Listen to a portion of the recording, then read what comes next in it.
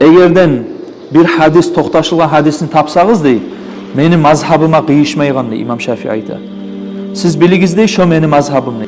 Sonra kardeşler İmam Şafii'ni bek boy ahamiyatlı sözleri var. Bizim zamanla köysü adamlar şu sözlerini qollap adaşagan, ters yolga düşegen. O da ne sözler desek?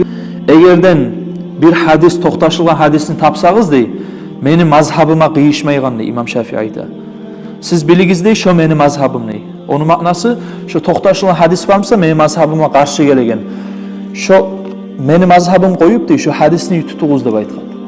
Hal bu hadisini İmam Şafii'nin sözlerini alıp köysü cahil adamların ayta İmam Şafii öz aytkançı dey bizge. Mına şu hadis eşitken ben İmam Şafii şu yerde tüstügül, İmam Şafii şu yerde hata bolgan, men şu hadisi tutup yürütemen dep ayta. Hali tığnayık bu sözlerini bizge kim çeçe? İmam Nawawi rahimahullah. İmam Şafii mazhabına aytılgan belgili nomer adin adam. İmam Nawawi özünün kitabında Majmu'da ayta. Şu sözlerini geltirip İmam Şafii'nin sözlerini geltirip ayta. İmam Şafii aytkan manası tugulli her bir adam alıp hadisini toxtaşılgan şu İmam Şafii de şu aytkanına aytagan manada tugulli. Araz İmam Nawawi bizge estaptıra tura. Gerçekten bu manası bu sözlerini de ullu daraja, ijtihad darajaga düşken alimlege geltirgen İmam Şafii onu dey.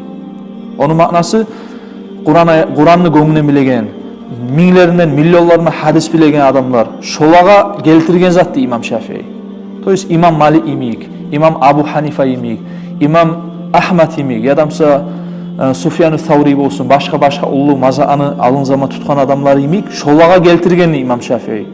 İmam Nawawi onu bizge bayan et bere.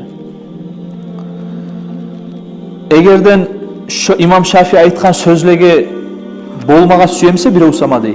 O adamga dey, barda kitaplarını okumatak dey İmam Şafii okugan kitaplarını, özü yazgan kitaplarında İmam Şafii'den son gelegen mutalimleri yazgan kitaplarını okumatarık dey. Dağı da Şafii mazhabının içinde kitaplarını okumatarık dey. Hali bu suat sorav şu adamlaga. İmam Şafii aytkan hadis varmsa meni mazhabım koyup şu hadis tutuguz dep aytıp. Buna İmam Nawawi geltirip tura, çeçip bizge arı sözlerin.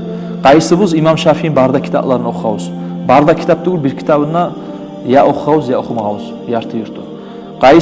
Qaysыбыз İmam Şafii'nin mutalimlerin kitaplarını okuyabız. Yüzlerinin kitapları var. Okumagabız kardeşler. Ovanı barını okumaga da bu saatki zamanına bek kıyın kardeşler. O salga şoy sözlerinden, alimlerin sözlerinden adaşmaga yaramay. Egerden hadis görsegiz, meni mazhabım koyup o hadisini tutuguz dep aytıp. O aytılgan ullu alimlege mujtahidlege. Egerden özün mujtahidke sanaymsan, yürütmege ozokta yaray, Allah yanına özün cevap vereceksin.